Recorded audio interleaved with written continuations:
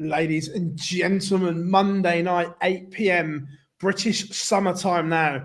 Oh, yes, it is. Come forward. It's delightful. And we are here for the live lounge. Myself, Phil Barnes, Jack Garwood and Dan Simpson in what could be a packed 2 hours worth of stuff to talk about.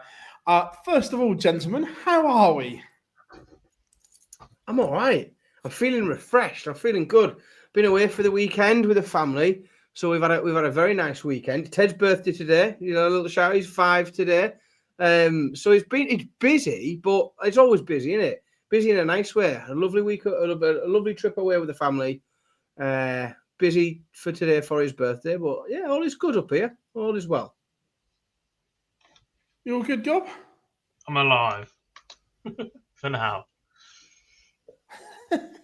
Yeah, don't go too far, will you, lad? Again, happy birthday, Ted. Hope you are good. Hope you had a good day. Look, chat room is rammed already. You know it's a show. I've left my phone in the other room. Carry on without me for a second. When Jar is in the chat room, bang on 8 o'clock. But let's dive into the chat room. Welcome along, Barry. We have a new member. Dell is in. K-Day, Shelty, Maximus, Warren, Daniel, Marcus, James, all boxed up. Matthew Wayne, Ricky, Cameron, Jar, Paddy, Malachi, Lendl is in. We are all here. We are all ready to rock and roll. And look, we knew that Barry and Matt were going to the Pro Tour today. We knew what was coming, but we didn't know it was when it was going to be released to the public. And then bang, 9:30 this morning, it dropped. Let's go straight in. There's only one place to start because it is huge news. It's groundbreaking news on so many different fronts. We have the prize money structure for the World Championship and 2026 going forward. Players now playing for £25 million a year in prize money. The winner of the World Championship will get £1 million. But that just scratches the surface. First of all, gents, when that news dropped, what was your initial reaction? I mean, it wasn't one of surprise, put it that way. Like, let's be honest, it's not been a brilliantly kept secret, this. You don't even have to really move in the circles that we circulate in to have sort of got a general heads up on this. I mean, it's very difficult because I'm sure that what people have to remember is it is possible to hold more than one thought in one's head at any one time. And it is possible to think that it is good for the sport of darts that there is more money coming into the sport. Therefore, the profile is increasing. The amount of money that can be reinvested is increasing. The amount of players that can go full time, everything like that. There's lots of positives. And it's possible to think that's a good thing at the same time as thinking that it may be that the redistribution of this new wealth isn't exactly as fair as some might wish. Like him in the top right. I don't know what you mean. No, I think, but I'm yet to speak to anybody, genuinely yet to speak to anyone who subscribes to the notion that you shouldn't be paid something for being a first round loser. In Pro Tour events, UK Open, I genuinely have never met anyone. If there is somebody out there that can put together a coherent argument as to why that's the case, like, get in touch, come on the show, and we'll ridicule you publicly. But it's just, it's not real. Like it's not it's not a thing that people subscribe to that. Nobody does. I've never met anyone that thinks it's a bad idea to give people money in that opening round. And I think my view is it's the only thing missing. If they'd done that, everything else would be just very, very little tiny points. You know, a bit more for the match play, or a bit more. Like, if they've done first round loser money, everyone would be happy, in my opinion. Gob, your reaction when you saw it? I didn't. I'll be honest. I didn't even see it come through. I was like, "What on earth is going on?" I'm just with Dan, to be honest. There's no big rant because it's not going to get us anywhere, is it? The changes are very, very good for those currently in the top 64. And actually, there's a very, very good argument that those changes are now very, very good for players that don't hold a tour card. But what it still hasn't addressed, despite this landmark change, is basically they've made changes for headlines, not for life, not for careers, in my opinion. And we knew this was coming, didn't we? We've known this for a long, long time, that 1 million was the ultimate goal. The skew it's going to create on the rankings is going to be ridiculous. Basically, it's going to be virtually impossible to win the Worlds and not be world number one and go deep in that tournament will have major significance. Yes, it's an important tournament. Is it that much more important than every other tournament on the calendar? I disagree. The distribution of money to non-ranked events is ridiculous. And then just the refusal to acknowledge two things that many players would have asked for, even those at the very top of the game would have gone, do you know what? Yeah, this is right. Is first round prize money or first round money for Pro Tours, not asking it for it, begging for every event, but for Pro Tours and for the UK Open. Yeah, look, 100%. And look, Luke Humphries, look, I'm not going to lie that I knew about 4 weeks ago because one of the top boys told me. Luke Humphries then let the cat out of the bag very publicly on TalkSport. Was it 2 weeks ago when he was in Cardiff? So obviously most of the top players had been prepped with this news. Look, we all knew it was coming to this scale. I wasn't expecting it as much as it was, if I'm being honest, the way it's been increased all over the place. Look, the Worlds, for the want of a better phrase, it's a dick measuring contest because now it can go, our world champion gets this. Yeah. Like we see Wimbledon gets, was it 2.7 million? I see the winner of Wimbledon gets, golf gets X amount and so on. So look, I understand. It's a nice round figure and it allows us to talk about the £1 million game and it does and brilliant. Like, correct. Great.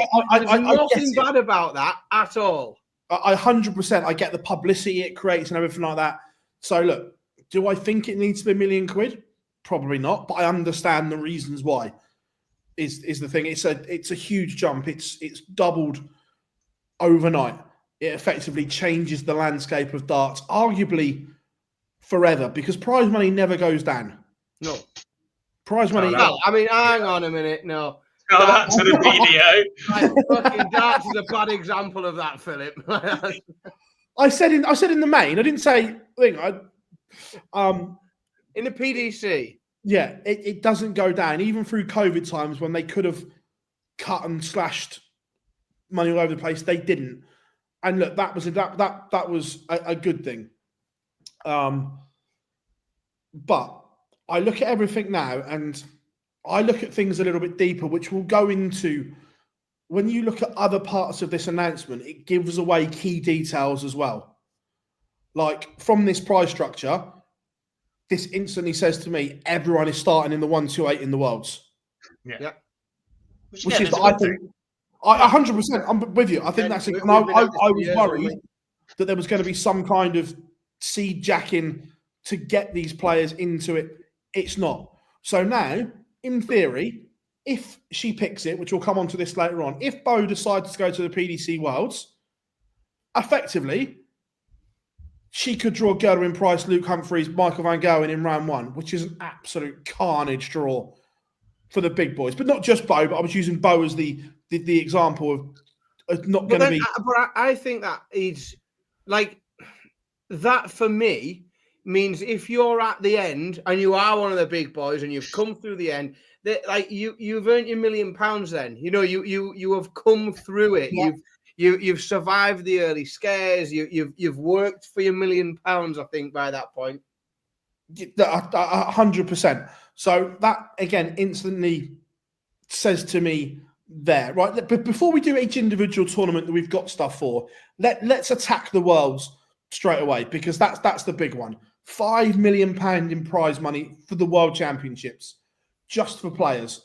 So $1 million for the winner, 400,000 for the runner-up. If I'm being picky, not just in darts, in general, my own personal opinion is the runner-up should always be half of what the winner gets. In my opinion, I know that's being picky, but that's just what I feel in anything. Runner-up should be half. Okay, it's just under, not an issue.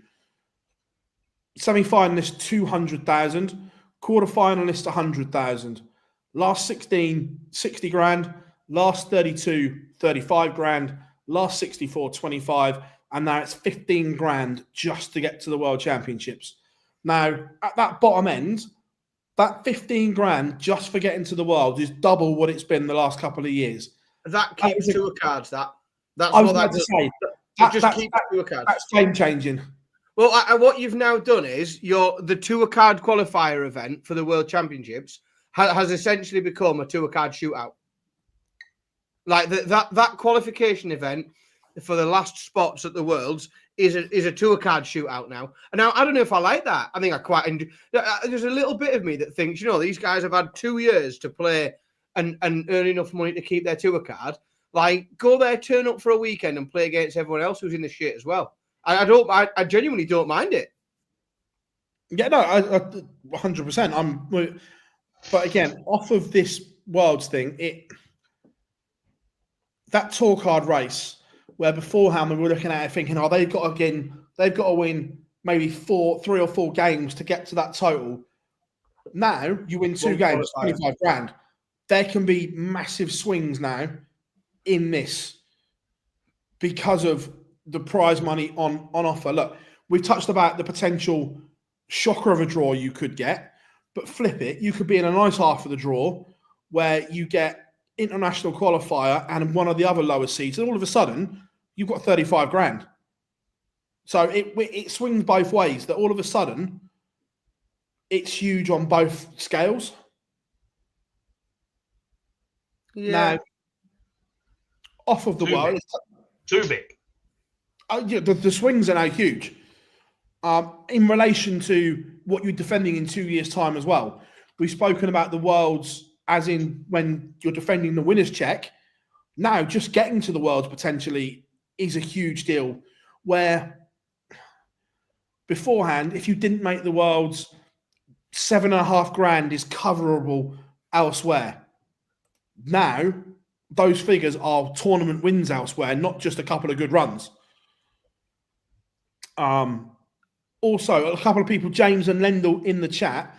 Now, we're still waiting for confirmation of the makeup, but as it looks as if everyone enters in round 1, do we still have 32 seeds or do we have 64 seeds?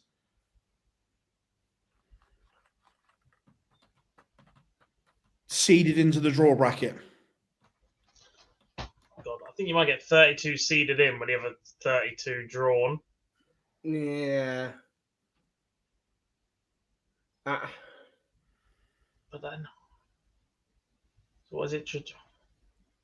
You go top 32 in the world, top 32 on the Pro Tour outside of that. So your 32 in the world are drawn and your 32 Pro Tour are then drawn randomly into that bracket. Could do. Or Like the issue is if they don't use that, then the Pro Tour merit means even fucking less. It means the Players' Championship finals, because it no longer counts towards a Euro Tour, does it? Not really. Not really. Changes. No. Very, very, very, very, very limited. I think 32 makes a lot of sense. Nobody wants to see 64 seeds. Fucking hell. It's ridiculous, that. Yeah, no, I agree. But we're just asking these questions off. No, I know, but I think if someone's considering it, that it's silly. Bear in mind, despite what the release says, I'm still not convinced that they don't find a way to put the top 32 into round 3. And we have a 64 game first round. Or 64 in the first round, then another 32 join, then another 32 join? I don't think you can. Well, no, See, sorry. I mean, right, bear in mind who we're talking about here. Yeah, They absolutely can, and if they're given the opportunity, they absolutely fucking will. That will it's be possible, but carnage. it's if messy, that isn't it? happens. It's really messy. If that happens, it's ridiculous, right? You've gone to 128. You've made the ballsy and gutsy thing to go, right, our world championship is now 128. You cannot protect them. You've made that decision and gone, our strength in depth is good enough to go to 128. To then do that, it's just like, nah. But would you put it past them? It wouldn't. No. Not only would I not put it past them, it wouldn't surprise me. Like it genuinely wouldn't surprise. Like it's not. I would not be surprised in any way if the 32 still entered second round. Wouldn't surprise me one bit. To be fair, Lendl does make a good point that if you're going to do that, that means Littler can't play on opening night. Doesn't matter. Which is going to be the sell. Would they rather him into the third round and guaranteed to play somebody a little bit later on, or run the risk of him going out opening night? It's selling one session though, isn't it? That yeah. I don't think that. I mean, I don't know, but I don't think that's selling tickets. I don't think you need to sell tickets. This is the problem. We talked about this for years. I know tickets will be sold. You don't need to. They'll be gone enough. You don't need a big sell. Like it's fine. I think yes, there's a bit of tradition in keeping the defending champion on opening night, but it's not always the case, is it? Sometimes they don't come back. Sometimes they're not still playing. Sometimes it is what it is. It's interesting. Chat room, you are loving this as well. So we're still waiting to hear how these extra 32 places are going to be divvied up. And look, I've been critical that I don't think that the season should start with players not knowing how they're getting to tournaments. And that includes the slam in this as well, which we'll come on to. So I think that needs to be addressed quickly. And right, how are players getting to the World Championships now? We've got the prize money. Now we need to know the routes and quickly. Because players will want to work out what's my best way. How do I get there with less hassle? And I'm not talking about the big boys. I'm talking about the players that are on the periphery that we might not agree with it. But if you're a new tour card holder, take Jim. I'm using Jim Long as an example here because I know he can do it. Can he go, right, okay, the CDC are now going to get 4 places. So is that my best way? Darius Labanauskas can go the Nordic and Baltic way. So these things need to be worked out for the players. So they can diary and calendar, schedule and management. Yeah. What they all need, first and foremost, is someone who understands the rules. Because what you've currently got is players that are eligible for home nation qualifiers that are much simpler than tour card holder qualifiers, not playing in home nation qualifiers for Europe. Again, though, is that because they don't know or they don't choose to? We were talking about this the other day. But it's interesting that on this that there's no way they're opting for a more difficult qualification route on the premise that they might get an easier draw on the weekend. No chance. Cough, Mensa. Just get yourself in the building and get yourself in the tournament. No. Yeah, especially with, let's be honest, especially now that first round money has gone up so much, all that matters is being there. Because there's a lot of these players, like, yes, you will look for a slightly better route because who wouldn't appreciate a more winnable game? But to some of these guys in previous years, going and picking up 15 grand's a fucking huge. It's a big, big part of their year. That so if they've already guaranteed that by getting there, I think a lot of them will take what they can get. Yeah. Who is it? How are we doing, Preston? Hope you are good. Now, off of the back of this announcement as well, they've made a very bold statement as well. The Premier League winner will now receive £350,000. Also, it states on their nightly bonus win of 10. So that says to us that next year the Premier League format is not changing straight away. But that's a very clear and decisive thing that in their eyes, the Premier League is the second biggest tournament on their calendar. I half agree, but I don't fully agree. What I think is it doesn't count. Like it's not a ranked tournament. And what you have to remember is as well, the Premier League pays for itself and loads of other stuff.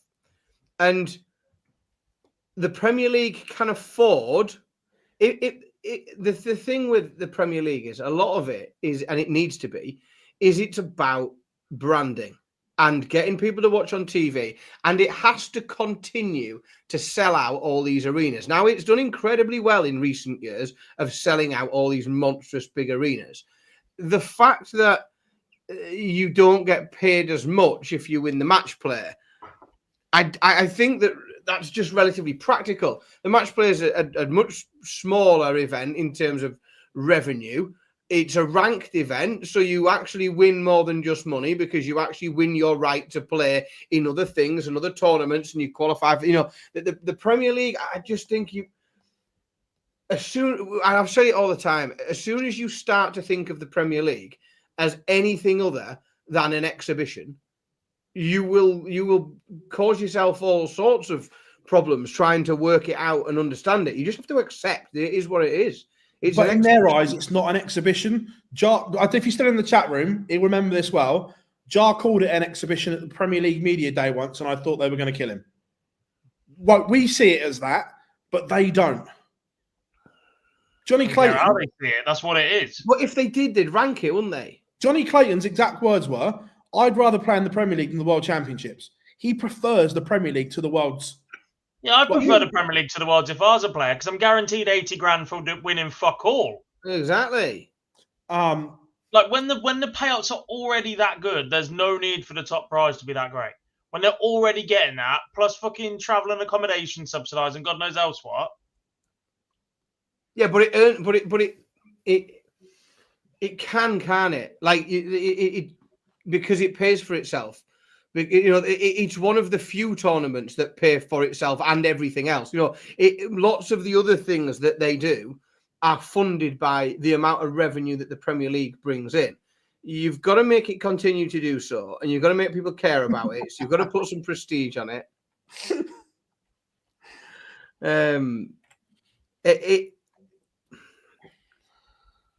We don't get a lot of. What those numbers do tell you is that the players absolutely don't care for the Premier League. What they care for is the prize fund. And because it's so lucrative for 16 weeks, none of them want to do the travelling. None of them want to see the knock-on effect it has on then having to go Euro tours and everything in between. Like, they're in the Premier League because they're guaranteed the money for it. But there's also work, isn't there? Like, I get the prestige of the match play. I love the match. Like, there's no secret. The match play is my favourite tournament. I absolutely love it.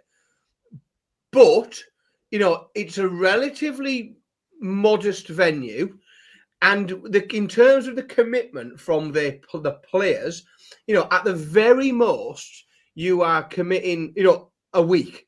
At very most, if you go all the way, you're committing a week of your life to be in Blackpool. Long time to be in Blackpool for anyone, but you're committing a week if you go all the way. Whereas the Premier League, like, you're grafting for a lot. It's a long time. A lot of travel. It's not like, like the match play is a week in the summer holidays.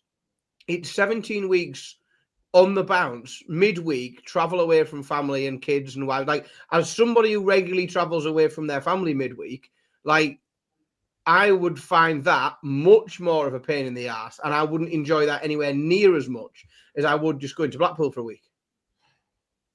I get that. However, when you are... All is earned. How are we doing? Before I just go into one, Stuart, how are we doing? And Mark, how do? Now, if they were paying first round losers money to the Pro Tour and the UK Open, I could stomach it. But I look at that £1,250,000 prize fund for the Premier League. On a non-ranked event, someone is guaranteed 80 grand for being shit. and finishing bottom? Because they might, heaven forbid, have a nice walk-on song. When Because that's what that is. Like, in all of darts, we are very, very fortunate in darts. Like, as officials, as referees, as whatever else, but actually as fans, that actually darts is quite simple. There isn't really any point where you look at it and go, well, that could have been something else. There isn't a VAR decision. There isn't something that might have gone the other way. You can't sit there and go, I've been hard done by, unless you're talking about the Premier League discussion, in which, if you're pally friendly and well known by the top guys in the PDC board, you're going to get a fucking handout again. It's an old boys club right in front of everybody, and it's a fucking smack in the face. And that's the bit that I don't like, that the fact that that money is being spent there. Does the Premier League need to be 350 grand to win it? No, it doesn't. And that money could be spent on the lower end of which we'll come on to as we go down. Then we go to the match play. Now, the second biggest ranking event on the calendar, arguably the most prestigious, that most of the players prefer the Winter Gardens and everything that goes with it. It's the long 225. That top prize, in my opinion, for the ranking side of it, has not gone up enough compared to the World Championship. I agree. However, there is they have increased. So what I assume, like any organisation, they will have started with a figure by which they are happy to budget for the year for their prize. You know, it is going to increase by X amount. This is what we're going to go up by £5 million. But once you've already decided, or 500,000, whatever you're going to, once you've already decided that you are going to dedicate X amount of that total budget to one thing, because you've got to get that World Championships to 1 million, because you want that magic number. You want to be able to say that. Everything else then just becomes like a sort of, you're shuffling a budget. It's like you're just moving things around. Well, if we put that there, we can't put that there, and we run out of this. It's like, for want of a better word, it's like trying to sort your fantasy team out when you're trying to get, like, if you have to have Salah and Haaland in, everyone else you're just working on fucking how much have I got left? Oh, well, I'll have to be 5 million here and 5 million there, and then you're buying shit defenders. But that is the best way I can come up with to describe it. In terms of a ranking, and some people say rankings don't matter. To me, they do. If there's a ranking system, it should mean something. And the overall world ranking should reflect, in my opinion, who's playing well and who's not. It's done on a 2-year cycle, and it doesn't. At the moment, it doesn't currently reflect who's playing well and who's not, because people are holding on to prize money from 2 years. That's a different story. But in terms of trying to close that rankings, you have doubled the World Championships ranking points effectively, right? Overnight, you've doubled it. The match play, you've only put an extra 25,000 ranking points on. That doesn't correlate. No, I don't. I agree, but with that, if you're gonna lose that, you know, like I said, they'll have budgeted so much money that they can afford to increase by, and once you've lost most of that, or the vast majority, a big chunk of it, to hit that £1 million, everywhere else you're just trying to make it fit and balance. It's challenging, like it's difficult. You've got to sit with a spreadsheet and work out a different way of distributing it. And I think most people, if you look all the way through it, would because the match play is also an interesting one because of the size of the field. You know, it's unusual when you look, or it's easy to say, well, the total prize fund of the match play is exactly the same as the prize fund of the Grand Slam. But of course, you've got a different field of players, and therefore the distribution is slightly different.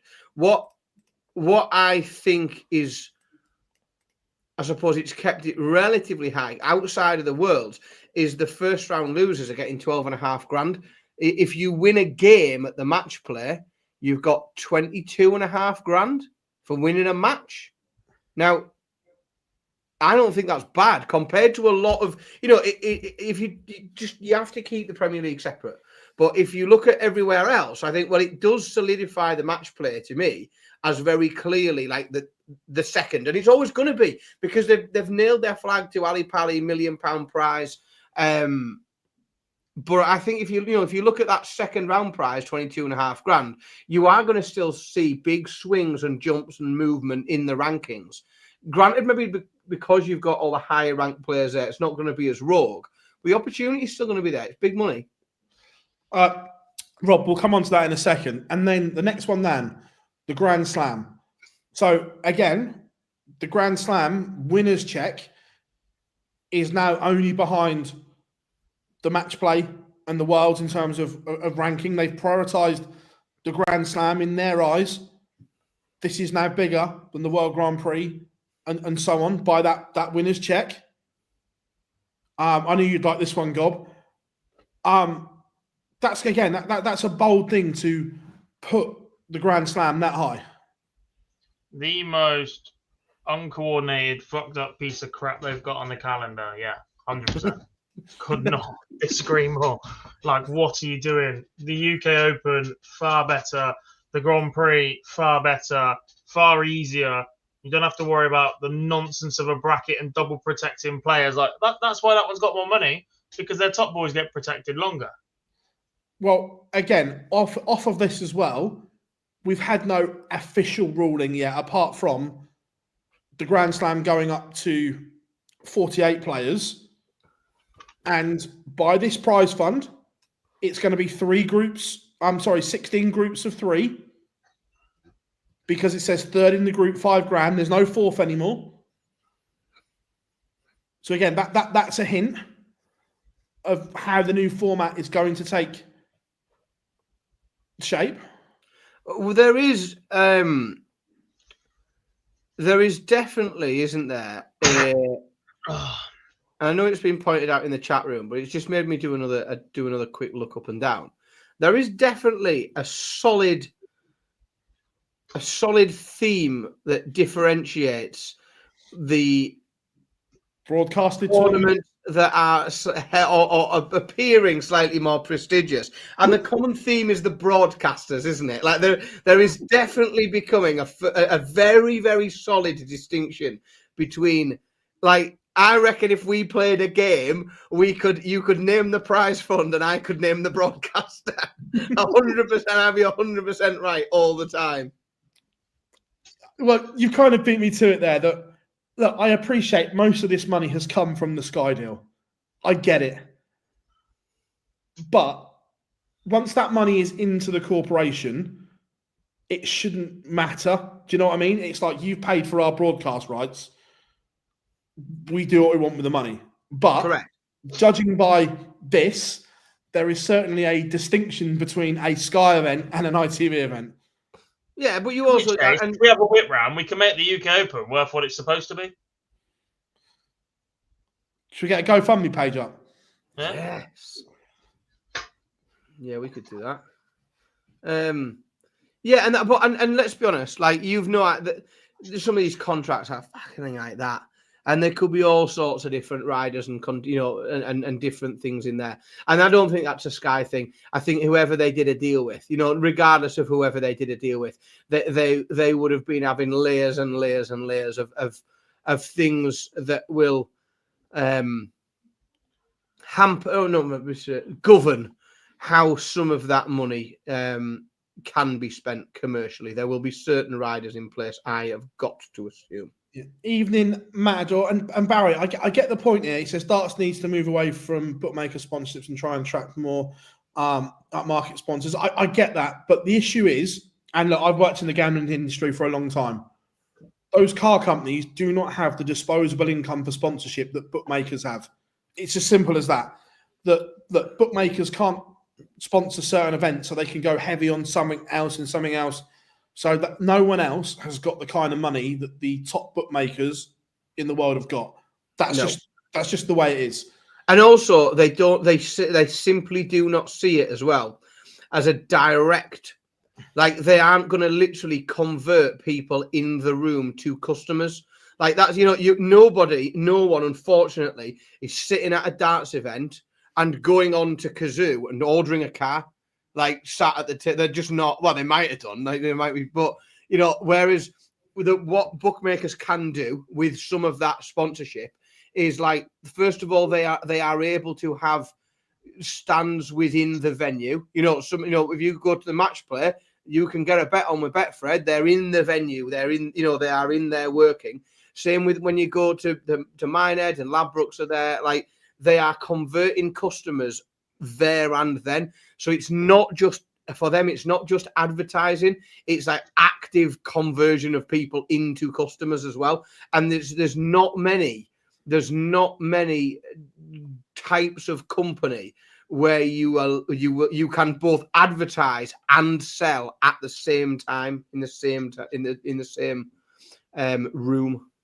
Yeah, You think they have got is Foster's, and they didn't even serve that Ali Pally because they've got their own fucking licensing deal. And this is a problem, is that, like, other people struggle to turn that, and then what you're doing is you're just paying for some branding, and lots of these companies, they brand themselves all over, and unfortunately, a lot of it is led by, like, what makes them money, and they do a lot of work, and people get paid a lot of money to work out what type of advertising and marketing spend. They've only got a marketing budget of a finite amount, and they will be analysing what gains them the most customers.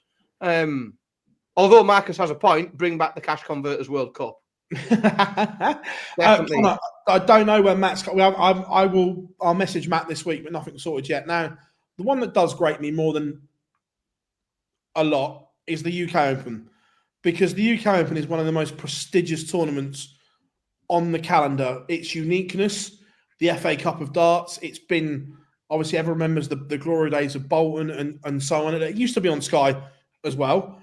Now, the fact that the European Championships is a higher winners fund, the Grand Prix and the Slam are all massively more than the UK Open, and still you don't get any prize money until the last 1-8 of the UK Open, in my opinion, is an absolute crock.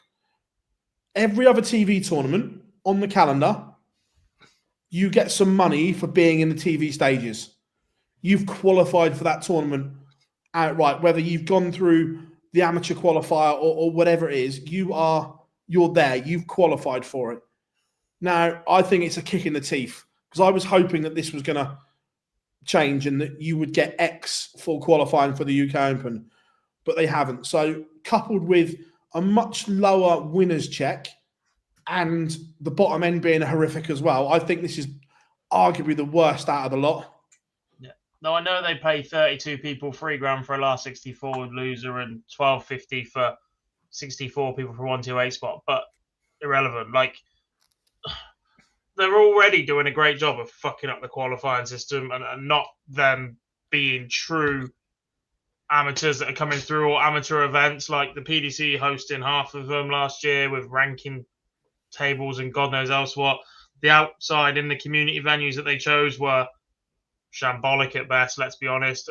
I like the guys that run one of them, but it shouldn't be anywhere near that conversation because it's a PDC in the community venue. It should be applying for the rights to do that like any other independent venue in the country can and should do, and then you run them in far better and spread out geographical locations. Like the qualifying this year was a joke, and the fact that players go through that, then have to book on site of mine and have to be down there a day before all the big boys turn up, and the travel cost to get to Minehead, because let's be honest, nobody lives near Riley. Nobody lives near Minehead. No. Absolutely nobody lives near Minehead. People in Minehead don't live near Minehead. Like, it's just a dead spot. I think it's a desperate shame, because, like, this is no secret that the love that we all share for the UK Open on this channel. Like, it's an incredibly special tournament, and I feel like it's just like it's like the poor stepchild at the minute, because it suffers from a number of different things that mean it's not going to be a focus anytime soon. Like, first of all, it's not on the preferred broadcaster, it appears. So it suffers from that.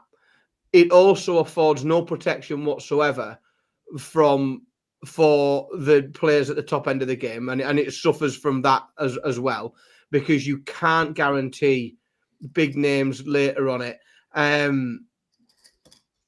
It's a weekend, so in terms of the other, the majors, if you like I don't think it will do as much in terms of revenue. I assume it doesn't, because once Butlins have had their accommodation fee off everybody, I don't think there's a huge amount left in terms of ticket sales for the 3 days. So I think it's almost like it's a sort of holy trinity of being, or an unholy trinity of it. It's with the wrong broadcaster. It doesn't afford very much protection to the top players, and it can't possibly generate the income that a lot of the other TV tournaments do, even just in terms of ticket sales.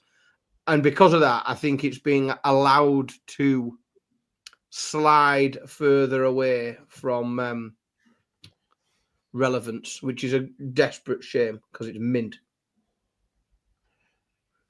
Yeah, I agree. Now, again, coming down, looking at this, the World Series of Darts final winner is 100 grand.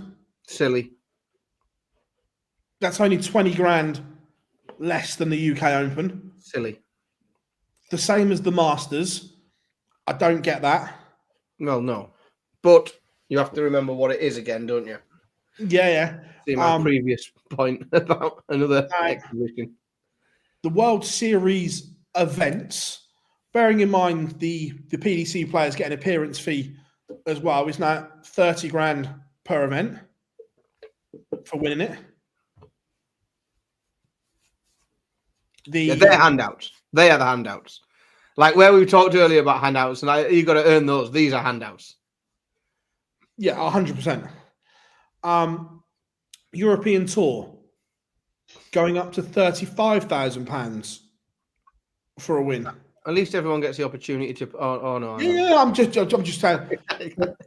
The Pro Tour event stays at 15.10, 6.5, 4, 3, 2, and 1, 250. So the bottom end on the Pro Tour events has gone up. Not in the right place. I agreed. We spoke on that earlier, but that has gone up.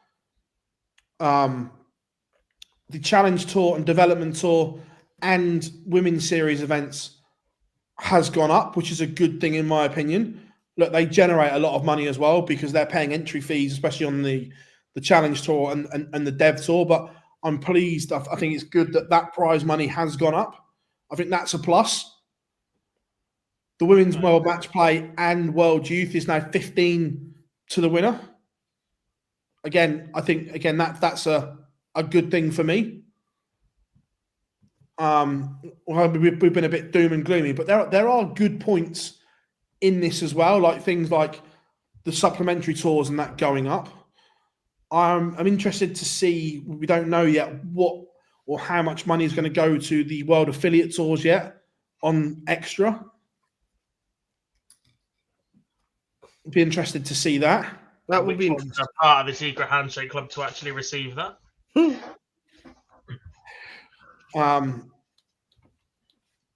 So that's the breakdown of how 2026 is going to look in terms of the financials. Now, in terms of tour cards and things like that, we touched on it earlier. Do you think the selling point will now also increase revenue at things like Q School, because more and more people will now want to try their arm and be part of this £25 million a year bonanza? But they're not, are they? And if that's the number that they're going for, they're a little bit deluded, and that's where people need to get a bit real. I tend to agree. I don't think... I think it's a great thing for professional dart players who are playing full-time and earning a decent living. And it's good for the sport. I genuinely believe at the core of this, like, it's good for the sport. The more money in the sport, the more chance you have of that money being distributed well. If the money's not there in the first place, then you're fucked either way, aren't you? Like, if you're getting the money into the sport, then you have a chance that over time it redistributes itself in a way that everybody can be happy with.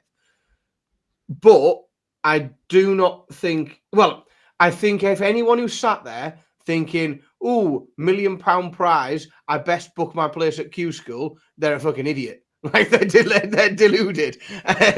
Because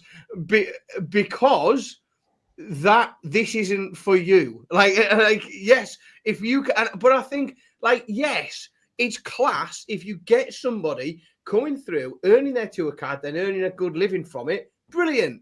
Like, but I do think people who are sat at home, especially those that have been on the Q School ring a few times before, and they think, oh, well, I wasn't going to go this year, but I'll give it one last pass because of this £1 million.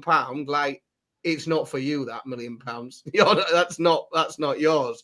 That's the dream that is sold. Go to Q School, the Dream Factory, get your golden ticket, and 12 months later you could win £1 million. That's the dream that is sold. And that's the case, isn't it? Because life is a meritocracy, and you should, if you're good enough, you'll go and win it. But like, that's the same with golf, isn't it?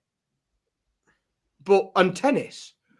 But you don't get a load of owl knackers out of the David Lloyds, going and trying out for their tour card every year for tennis because they think they're gonna, because they've upped the prize money in Dubai. Like, you have to still be relatively realistic about what you can and can't achieve. Well, and I'm not saying. Well, I don't know. I might be able to. Could I go and buy a set of clubs at Sports Direct and then go and hack around at Golf Q School, or do I have to have a certain handicap? I don't know the rules. So I've never played around the golf. I've never played around the golf. If anyone would like to take me and teach me, like, get in touch. I'd love to have a go. But there won't be much teaching. Yeah, that's it. I feel like I need to be accompanied by someone at least partially competent. Now, we've spoken about the prize money increases and so on, the knock-on effect to the rankings. We touched on it earlier, but let's go into it now. That surely this absolutely just is chaos for the overall world rankings now.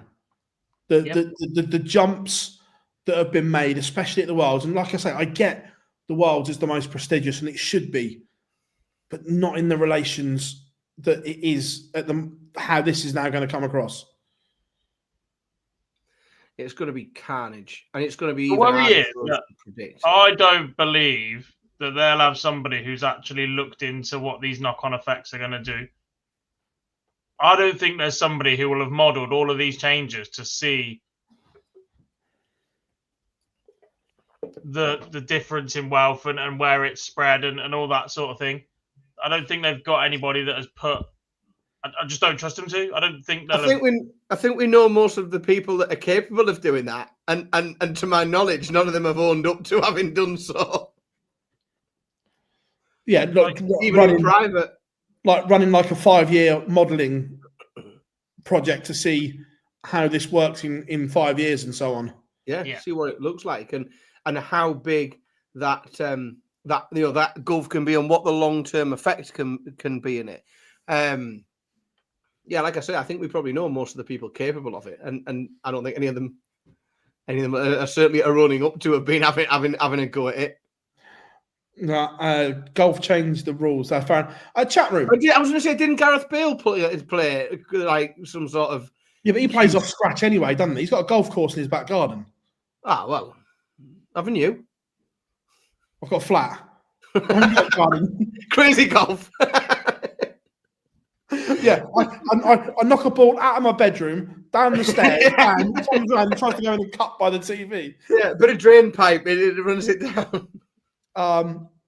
Hayden, thank you very much, mate. Chat room, what's your opinion overall? This announcement that came this morning. What's your overall opinion of it? You guys, look, are darts fans. Look, we work in darts, so maybe our vision is clouded a little bit as well. As fans in the chat room, what's your overall assessment and point on this? Well, what do you think? Because obviously, look, we're looking at it from two hats. Yes, we're fans, but we also work in it as well. overall. Like, Warren, like I say, I agree that there is good points in this, and I'm not all doom and gloom because there is very good points in it. It's like I say, as Dan said and Gob said, playing for £25 million a year is incredible. I just don't like the distribution at the top end as much. We've got some good comments. I think there has to be a record. Some of it, and I'm not saying that this is right, but I believe that this is, and I've worked in some big organisations and I've watched some like really top end people and how they operate and how they think. And when you go through a period of rapid growth that DARTS has arguably been in recently, there can be an instinct to sort of and what the perception is, and there is, and we've said a lot, and it's talked about in the chat room, is you're protecting the big boys. You are protecting the big boys. You are keeping people safe. You're giving handouts. There is another narrative, and there's another way of viewing that, which is an organisation who's doing better than it's ever done before, and making more money than it ever has before, is naively or not, trying to make sure that what got them there remains. They are keeping the thing that got the things that got them into that most successful position ever are going to stay around, and also in some ways like sharing it around a little bit because they may feel a bit of a debt of gratitude to some of the players and the people that have contributed to getting them to where it's at. Now, over time, you would expect that won't always be the case, and that as more money comes into the sport, and hopefully it continues to do so, there becomes a bit more of a fair redistribution. But this is the first time in quite a long time that we've seen this level of sort of input in one bat, and you can understand why they want to maintain the scenarios that have brought them to this point to be able to do it, if that makes sense. Just out of interest, and we'll start with Gob. What would you have had the winner of the world get? What would you have put the figure on? Nothing. Just the trophy. They can get a spot in the Premier League where they get 80 grand just for turning up. I don't know. I've not sat and looked at the numbers. Like, I'm pretty sure no one has. Like, to that point where you bring it in. Someone just made an interesting point that they get 13 million extra a year, but only redistributing 7 of that. So where's the other 6 going in this new deal? Oh, we've got shareholders to pay. I was going to say, at the end of the day, they're a... Does Barry need next door in Antigua as well, does he? Yeah. Shareholder dividends to pay, isn't there? To be fair, that part doesn't worry me because that's the way companies work, and they from day one, the PDC have been open and transparent that it's not a non-profit, is it? On a criteria, and profit is one of them. So look, they've secured this deal. I haven't got an issue with them taking a slice, not at all. A slice, no. The size of the slice is going to be very important when we're still having a conversation that the PDC have actively pursued a change to things like Pro Tours, which are the bread and butter for dart players, and told that if you're one of our 128, there's careers here for everybody, right? They've changed these to midweek, which hasn't been forgotten, by the way, which makes it more difficult for people to give up careers and chase this dream with absolutely no regard for that in the first round.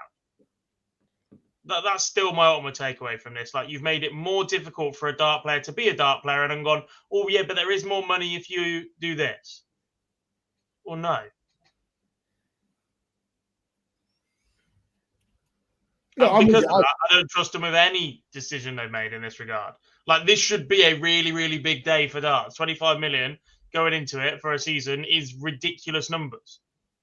But it doesn't matter what we say now and how we question the PDC, because Matt will go, oh, I can't believe people are complaining. This is the biggest prize fund we've ever had. Because they just bat away any negativity or anybody that questions the stance that they've taken, because there is no alternative thinking. There is no outside the box thinking. The Premier League's stuck in its ways, clearly. Do you know why that is? Because you can bet on it outright for a nightly winner. The bookies prop that up, not the fans, and it ain't going to change. Well, it's sponsored by a bookie as well, so. Exactly. Correct. I just think it's. I think you shouldn't be like nobody should be surprised because I don't think there's any part of this that surprises anybody really. I think that the decision to not the decision to not pay first round losers on a pro tour remains deeply frustrating amidst all of the other positive things that are going on.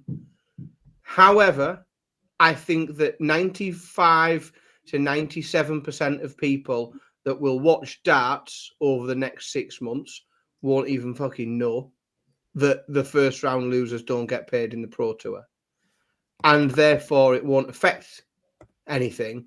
And while it doesn't affect anything, it probably won't get much of a hearing. It's frustrating to us that are close to it and know people, who are traveling around and paying for hotels and then not coming away out of pocket. And those of us that try and keep a romanticized view of a professional tour and people getting a tour card and becoming a professional sportsman and giving up their jobs and giving everything to this opportunity. But, it's not the reality of how the situation works. And it is always going to be that case when there isn't a governing body. The sport is predominantly presided over by a privately owned company, albeit one that is heavily investing in because there will be and this is where the view becomes or the views become slightly confused because it's a sport and they are almost perceived a lot of the time as the sport. People see darts as the PDC in lots of parts of the country and lots of areas. Now, if you said that if you took a big private organization and said that they had made £20 million profit that year by signing a big contract, and they were investing or reinvesting half of that money into earnings for their employees, they would be all over the newspapers as these are the best employers in the country. They've signed this £20 million deal, and instead of giving 19 million of it to shareholders, they've invested £10 million of it back into their employees' earnings. And it's because it's a sport that's also a private business that this becomes a really slightly different narrative. And people almost think, well, I can't believe these people have taken that much. They've taken half the profits out. That's not bad going, that. If you, as someone who holds shares in some big companies, I'd rather they took more profit out, please, to the shareholders. This is what we're waiting for. Now, I think it's naive to just view this as a sport all the time and forget, whether you like it or not, most people don't like it, that it is a business.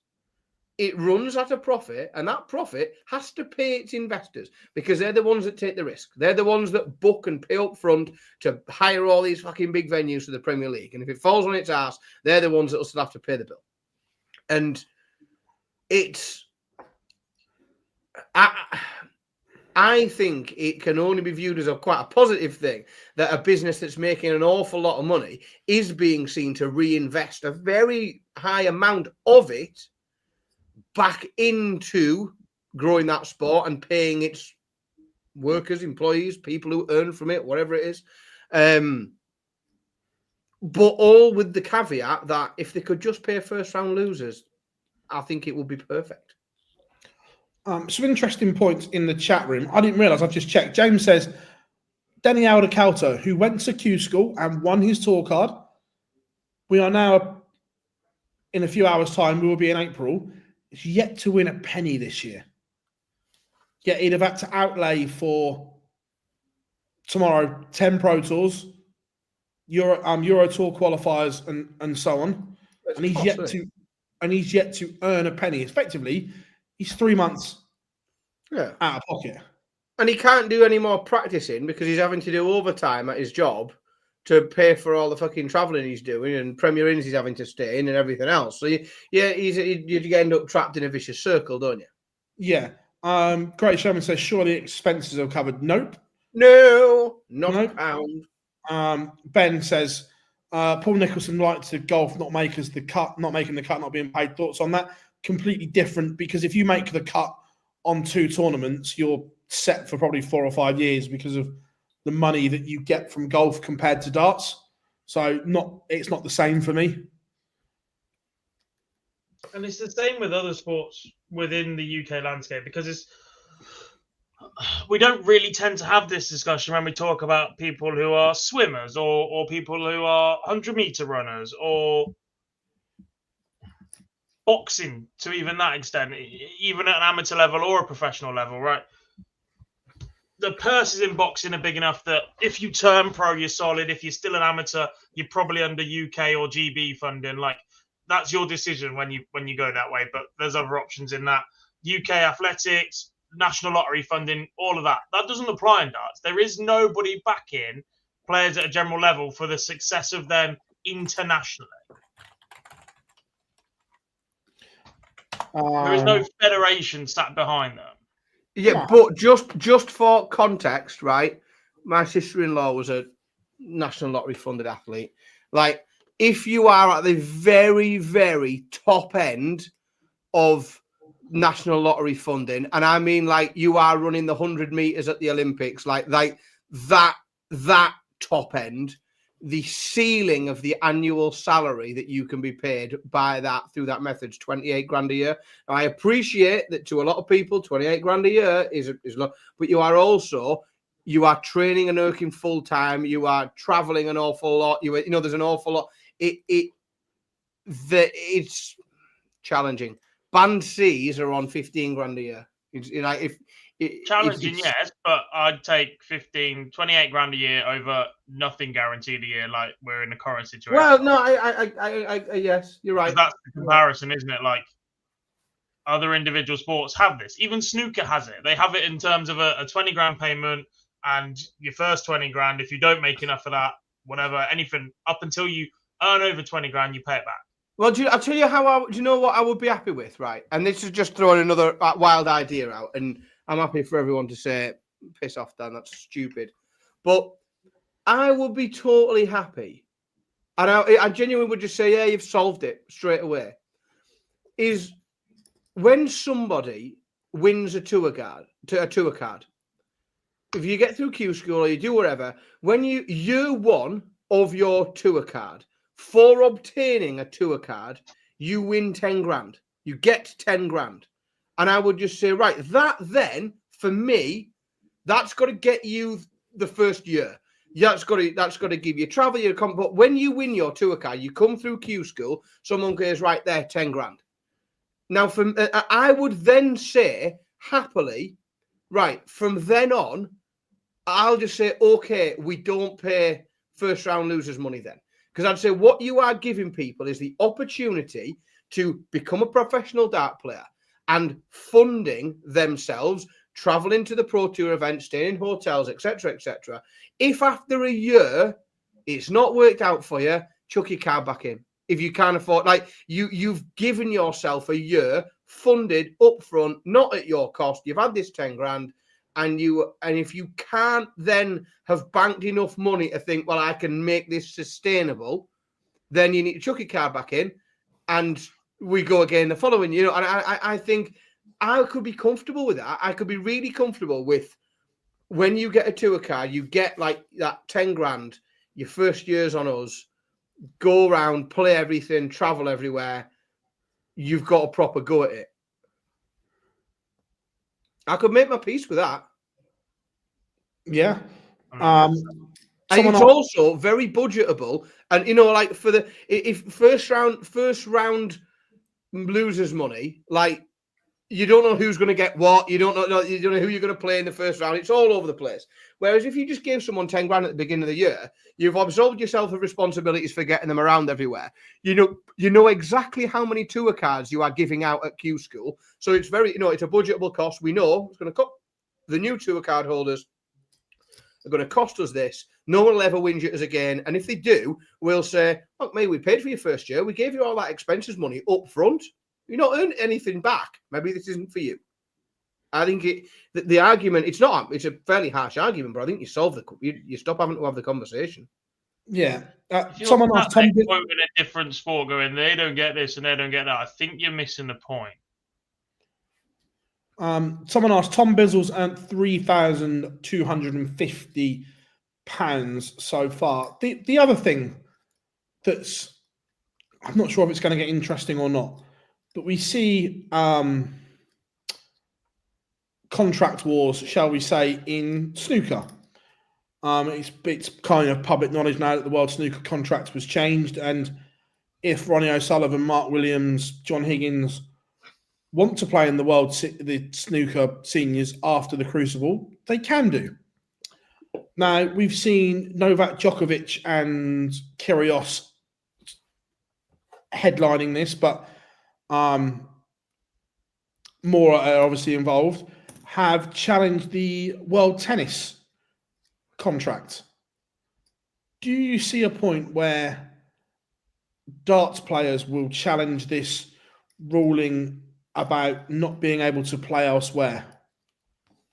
I did until the PDC received significant investment from an unknown benefactor. I don't Basically, think the only people with enough money to put on an event that would make it worthwhile challenging the contract in its current format for those at the top of the game. And if the players at the bottom of the game can't afford to eat next week, how the fuck are they affording a legal battle to challenge it? Well, that was my next can afford to. The short answer is no, I don't see it happening because nobody can afford to. Because if you try and challenge the PDC, they will litigate you into bankruptcy before you actually get anything discussed. Like they will just litigate you into bankruptcy. You cannot afford to take these people to court. It just, unfortunately, is the way of the world. I was just asking the question. Do you see it potentially happening? That was all. In short,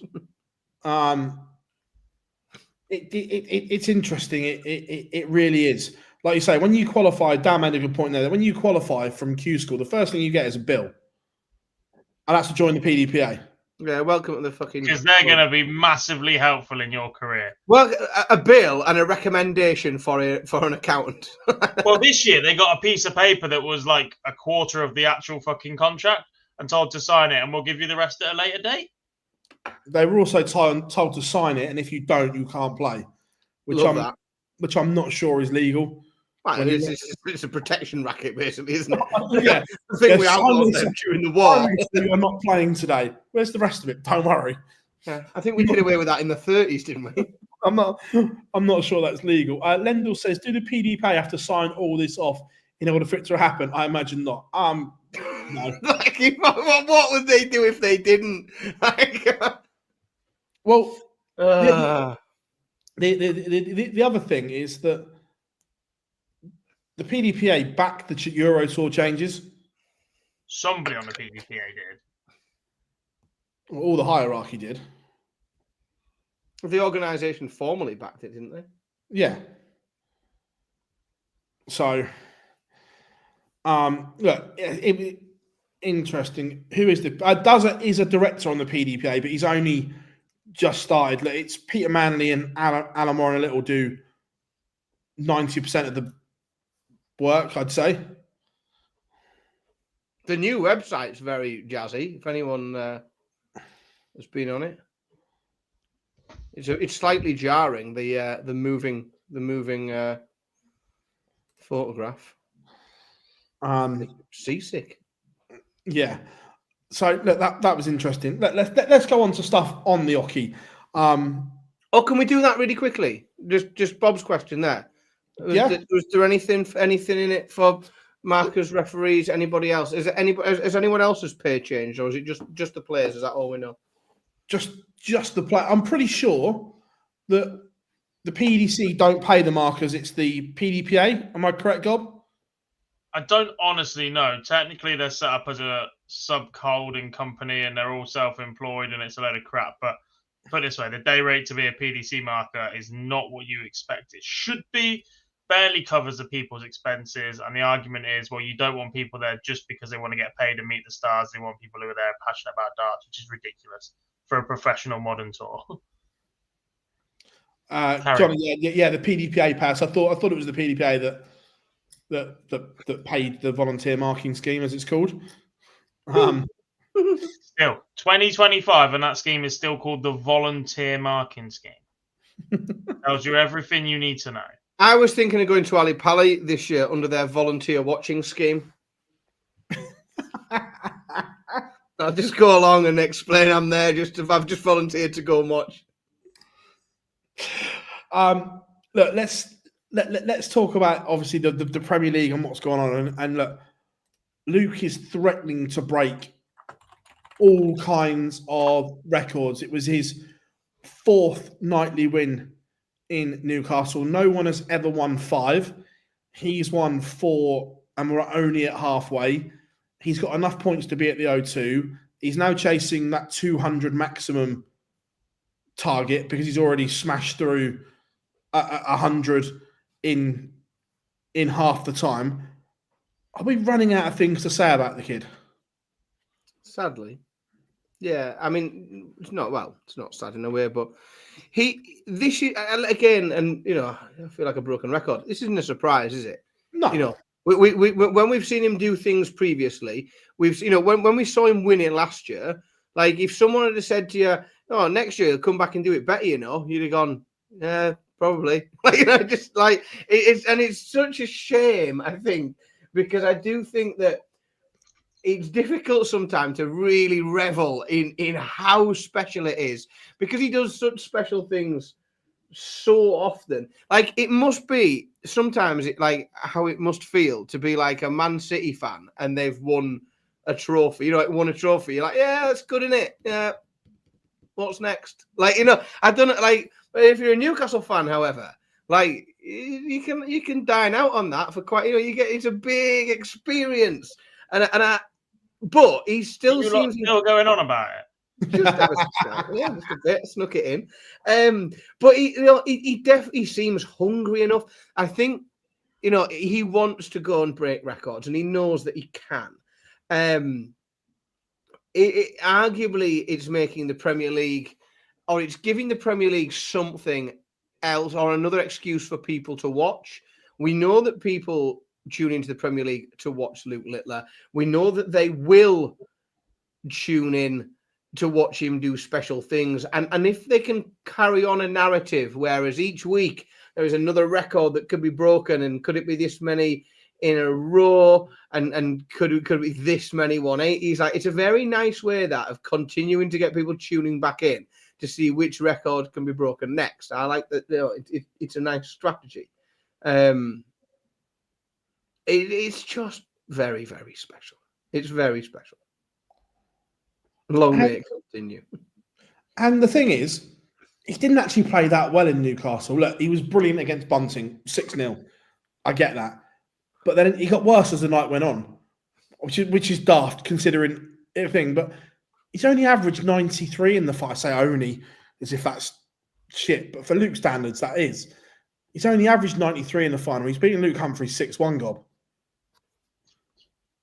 He's just got that fear factor these days, doesn't he? Like, players are worried about playing him now. He's got that extra gear and that extra switch to retaliate. And what that does mean is he can sit there and leave some in the tank as well. He doesn't have to go all guns blazing. And that's a worrying sign for people. I said this the other day. We put out as a reel as well. He will win whatever he wants to win from here on out for the foreseeable, because he can leave some back in the tank. He can flick the switch when he needs it to reel off a couple of legs.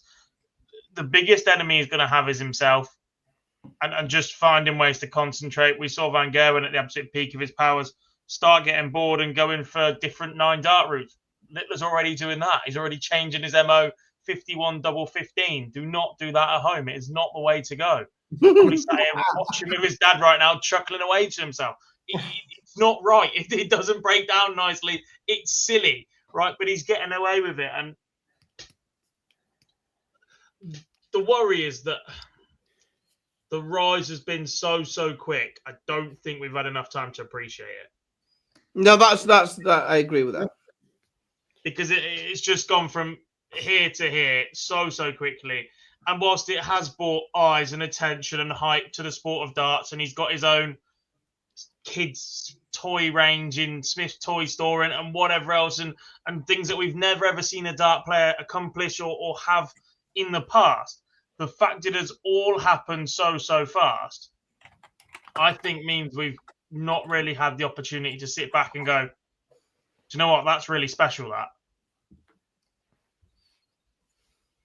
Yeah. I agree. Yeah, 100%.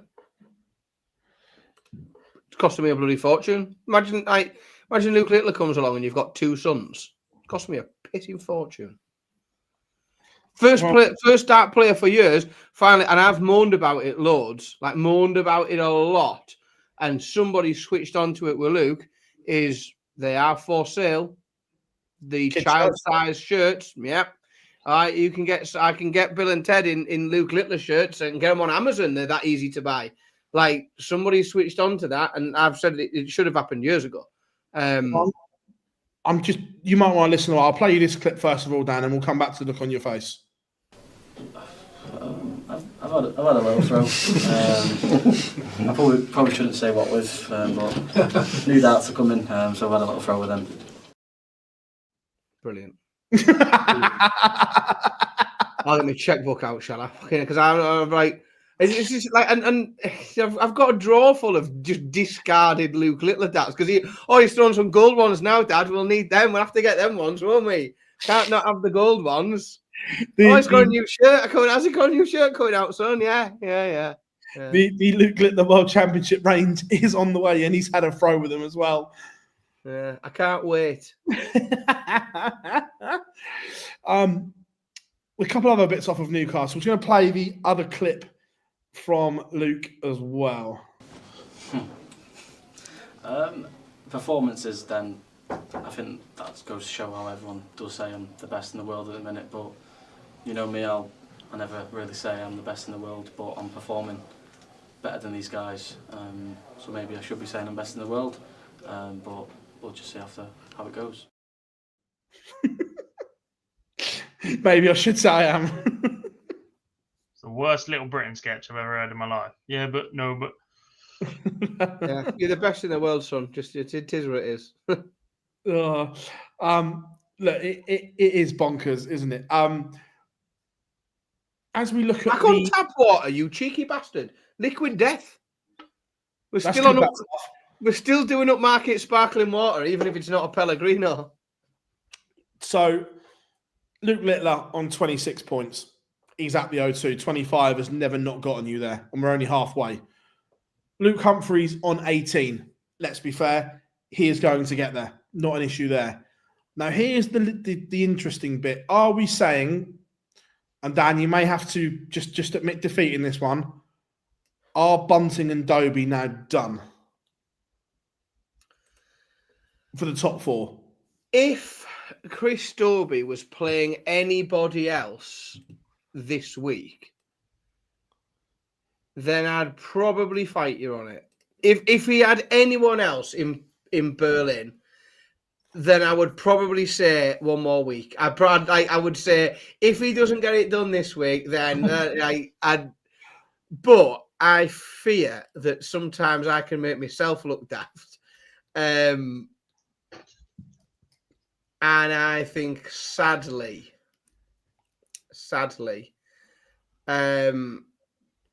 because he's playing Littler in the opening round, I think his only chance, the only chance he has, and I think the only thing that would make me change my mind was if he did beat Littler somehow in the opening round and then won the night. I think it's the only chance he's got.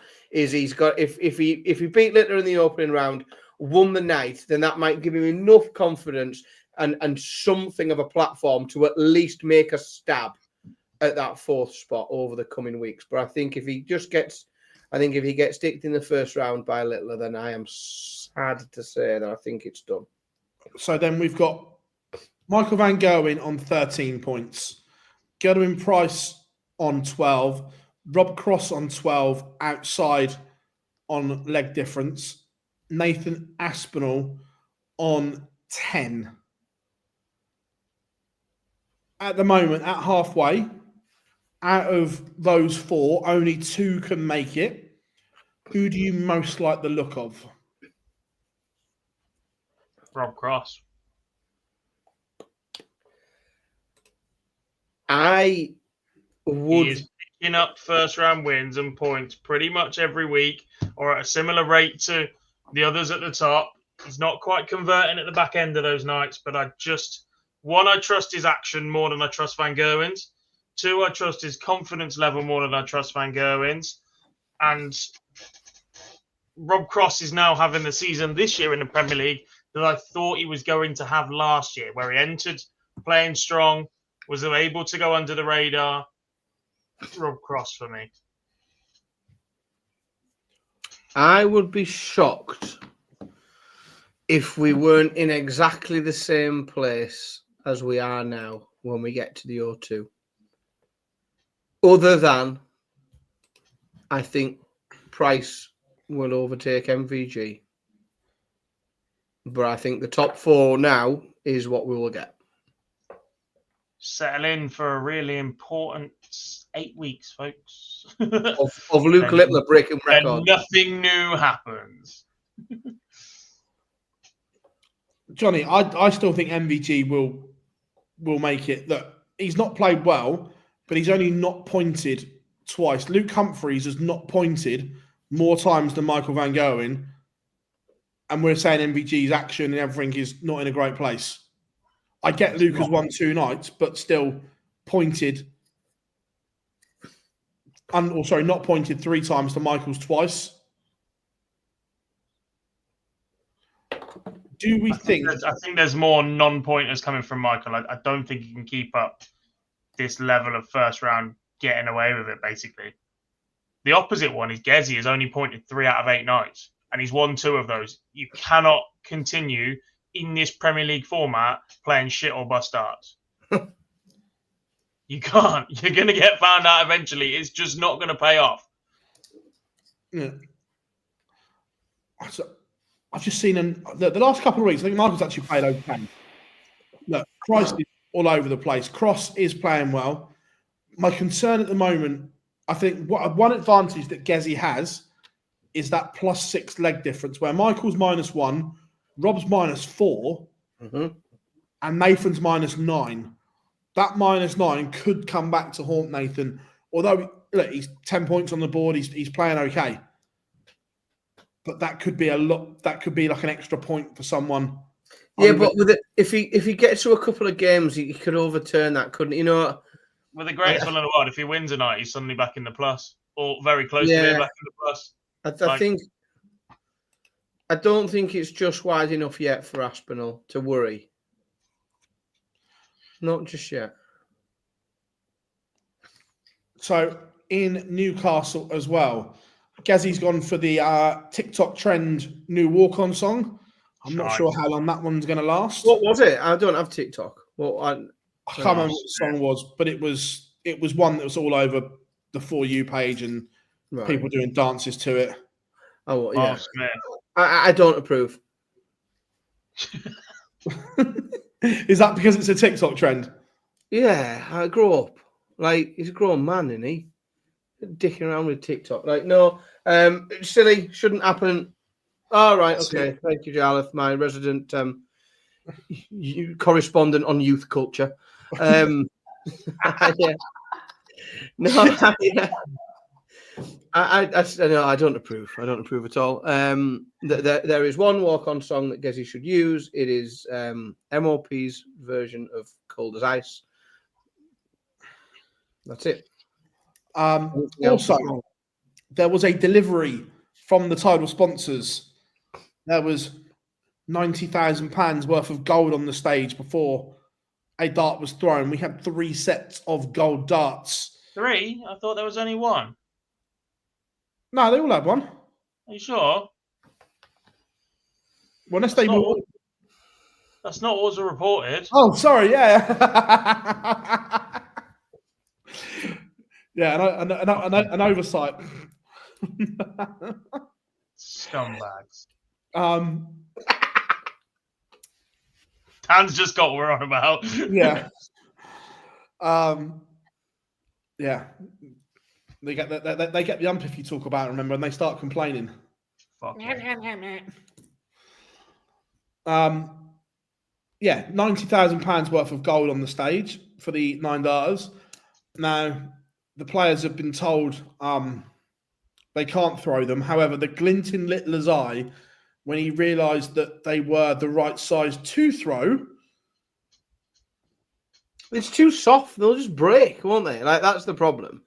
Like, gold is very soft as a metal, and especially if it's of decent quality. The better quality it is, the softer it is.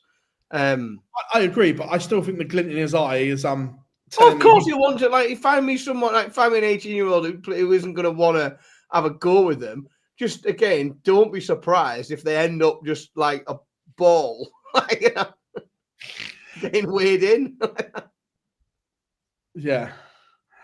No, look, they looked very nice. To be fair, it was almost like it was modelled. It was very similar to a Luke Humphries dart. To be fair, so he could probably go, "Well, this is all right." Yeah, he could probably get away with a chuck, couldn't he? Right, before we move off the Premier League, we are going to Berlin, and again, right, it used to have a nice ring to it. The Mercedes-Benz Arena in Berlin used to sound quite nice, didn't it? Sounds very upmarket. Do you want to know what it is now?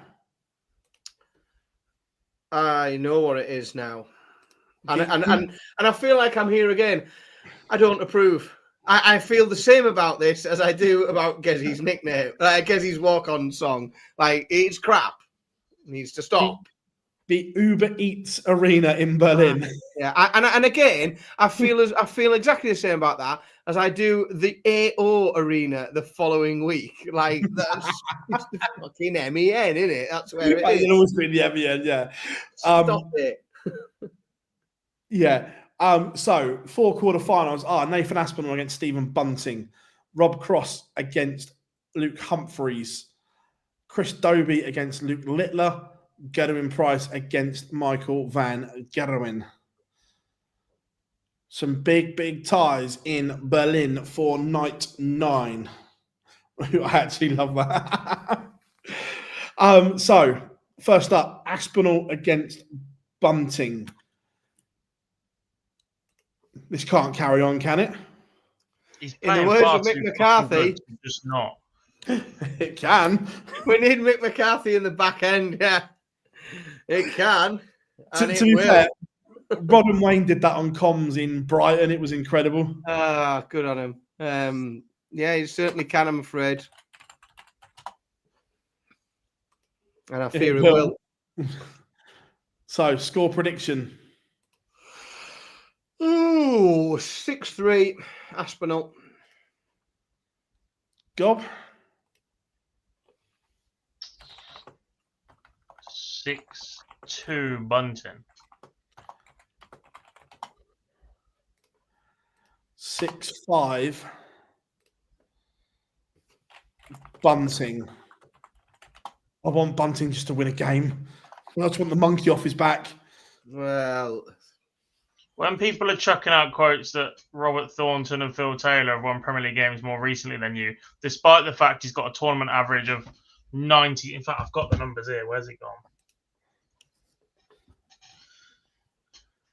He's got a tournament average of 97.57.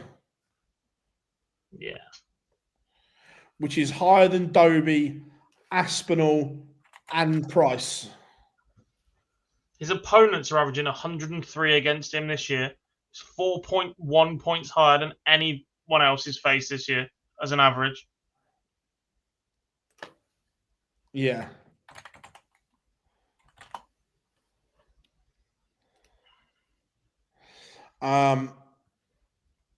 What time is it starting this week?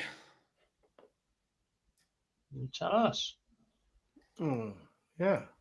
That's his job. I'm not sure. I haven't looked. But remember, Germany are an hour in front anyway, so it can't start too late. It's going to be ridiculous. Pretty summertime now, though. 6 p.m. UK time, so that's 7 in Berlin. I saw it for Fallout Bar for you guys. Tell you what, he's the foreign affairs correspondent as well tonight. Youth culture, foreign affairs. We'll tap him. We can tap into him for all sorts. Too far. I'm happy with that. Luke Humphries against Rob Cross. Interesting game. This.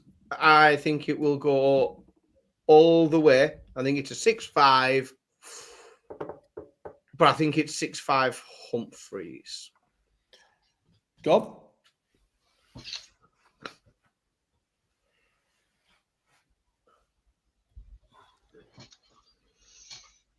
Bobby Cross 6-4. 6-5 Humphries. Be interesting to see what Rob. I saw Rob on Friday, and he had a little chuck with a new prototype set of darts, which were quite nice. Interesting to see if he goes across to them. Chris Dobie against Luke Littler, Dan. Oh God.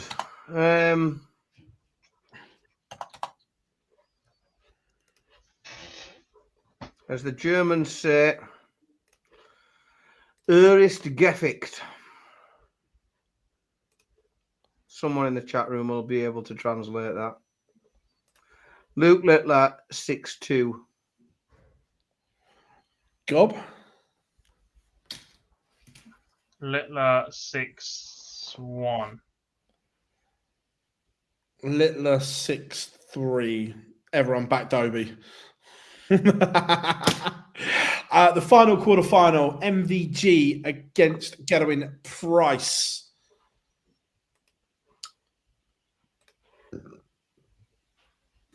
Coin toss for me, this. Well, Gezi it was weird today. Yes, he's won. And in spells, he was incredible. And in other spells, he was bang average. He got away with his average games today. MVG 6-4. Gob? Gezi 6-4.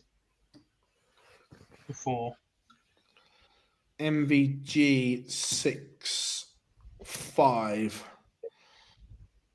So, from your score predictions, I would like your finalists and your winner at the Uber Eats Arena in Berlin. Record goes for me. Has to.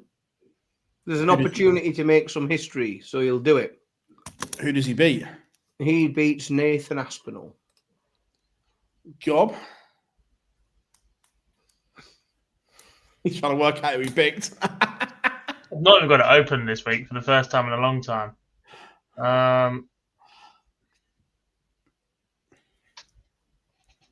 Littler wins. If in doubt, pick the kid. Littler plays Luke Humphries in the final for the 407th millionth time this year.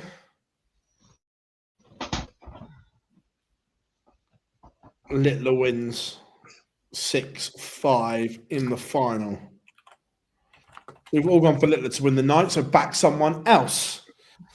I think that would be a safe way of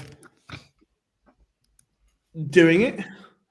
But yeah, that's the Premier League and what could happen.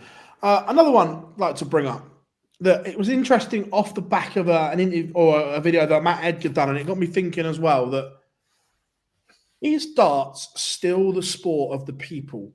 It was always the people's sport because of the cost. It was cheap and so on. And I saw some bits online over the weekend of places now charging up to £10 an hour to play darts. The cost of equipment has gone up massively and is set to go up again because of shipping in and out of China is becoming an issue. Because of the rising cost of darts right now, is it still the sport of the people?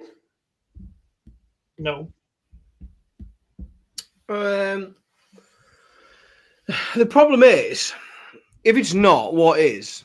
Because do we just then accept that sport isn't for people anymore? Like, you can't do it unless you got a few quid in your hand, and that's unfortunately the case for most things in life, isn't it? If you haven't got a few quid in your hand, then you're going to be up against it. I think that people who are paying £10 an hour to play darts somewhere are well, they can afford it. If you can't afford to play £10 darts, there will be a social club very close to you that won't charge you that to play darts. Like, I still think that darts is very, very accessible, and people who want to play it can play it. Yes, you may not have, a 500 quid auto scoring, play online, fancy setup, chucking a set of £100 darts, but you can go to Sports Direct and you can buy a dartboard that will be perfectly serviceable for someone's first board. You can also get a set of darts that will be perfectly throwable for someone who's never played darts before.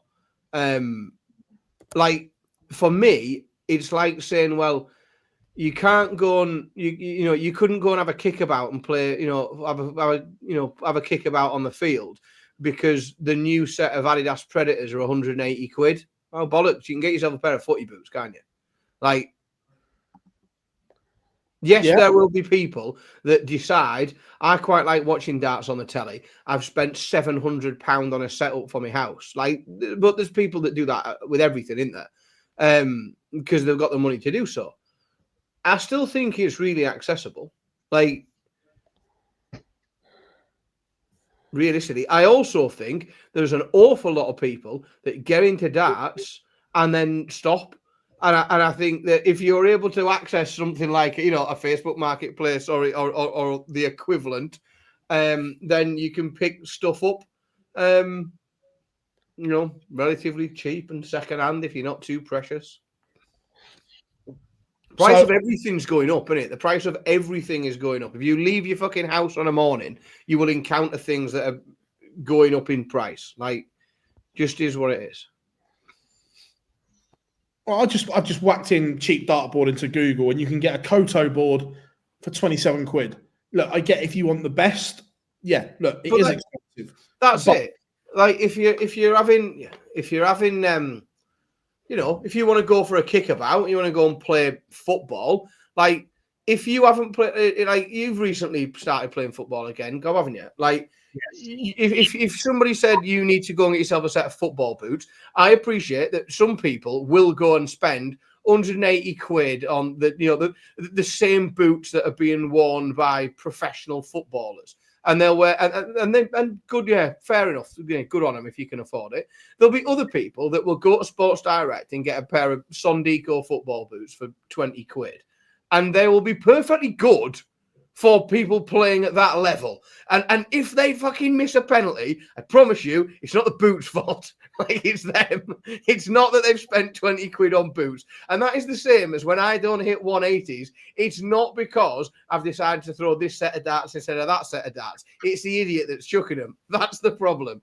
And I just think people need to understand that. And it's like, there's a wealth tax in any hobby. Like, there's a wealth, anyone that has any hobby at all, like, you will find that the more money you have, the more you will spend on it. Like, it's just the way of the world, isn't it? If you're into cycling, right, and you want to get into cycling, you can probably go for this. No, but yeah, like, agreed. Yeah, like, take the fucking take the Lycra off. You're 45.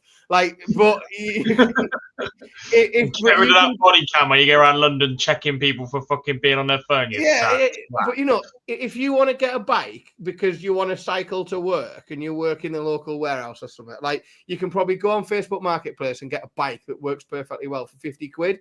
You can also get a bike for more expensive than some people's cars.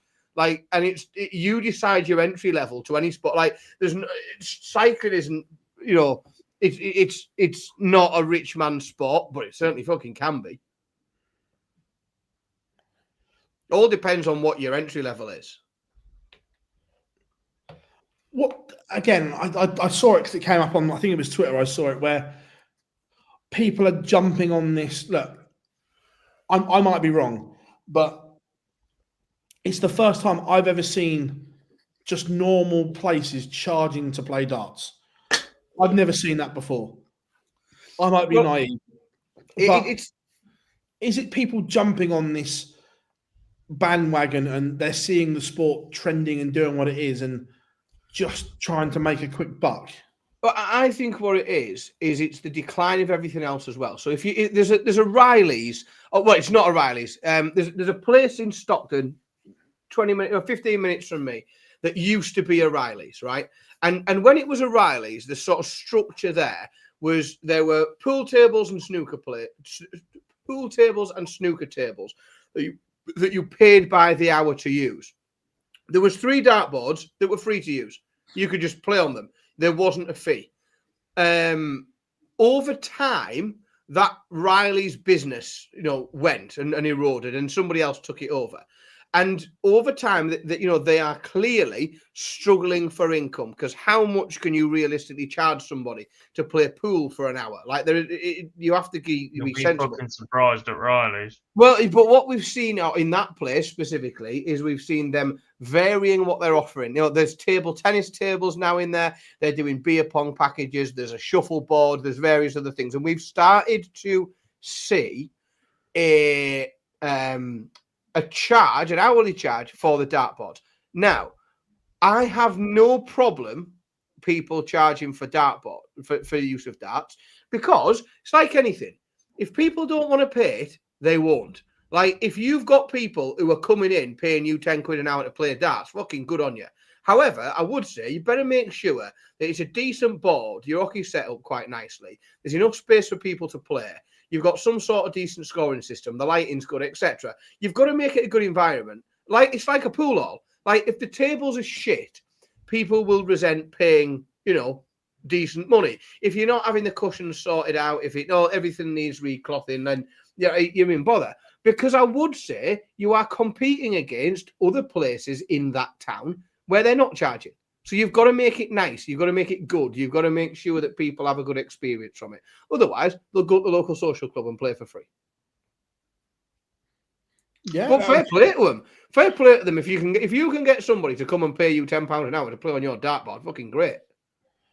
Good on you. I think it's important to distinguish between just a normal dartboard here and a social dartboard, i.e. one that you'll see at somewhere like a flight club or the unicorn smart boards in a number of venues. Like those sort of boards, I have absolutely no objection with charging to play. You hire the lane for an hour, you get use of VR or AR or whatever else they want to call it these days, and you can have a bit of fun with that. And that is a party package. That is something you go out to with friends and you do that.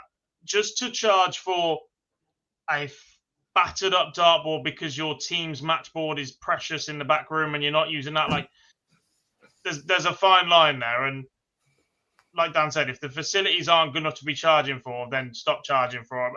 It is great that there is a demand for people to go out to pubs and clubs and play darts, especially when we saw it during lockdown and we've seen it elsewhere, that something that makes darts so attractive is I can go and practice in my living room. In fact, I can chuck 6 darts right now on stream. I can throw pretty much anywhere that I can put a dartboard set up. I can strap it around a door, for instance. I can put it lent up against a wall. I've got a freestander here. Like all of that makes darts really, really accessible to people playing at home. It's the social element that brings people together in the clubs, and that's why things like online scorers did so well in lockdown, but actually probably haven't done as well since you come back out. What you find as well is these things find their natural price point. When you first, when anything comes out for the first time and it's new, you'll generally find that they're somewhere around a fairly round generic figure. Someone will bring out a new technology. It'll be about £1,000, or it'll be about 500 quid, or it'll be about £100, like whatever. People start charging for something. They'll charge £10. And over time, you'll find that price will naturally find its way. Either they won't be able to get they'll be constantly booked all the time. And if they are, you'll find it creeps its way up to 15 quid because they have to try and find a way to maximize it. Or it's only ever booked half the time and no one's using it. And you might find it creeps its way down to £6. And these things naturally sort of find their price point. which is sort of a hybrid of what people are willing to pay and the capacity. Yeah. Again, talking about price points and whatever, there's some really good bits there. This is, I guess I'm talking to Dan as a player and a parent, Gob as a player, chat room as well. What price point are you happy with to pay for a set of darts? I'm not talking about the Gary Anderson 501 quid ones, because look, they were meant to be limited edition and the box and all that. Look, Yeah. No, I get you. I'm talking about I'd a play set of darts that you want to go and play with. What price points are you happy with or are willing to pay?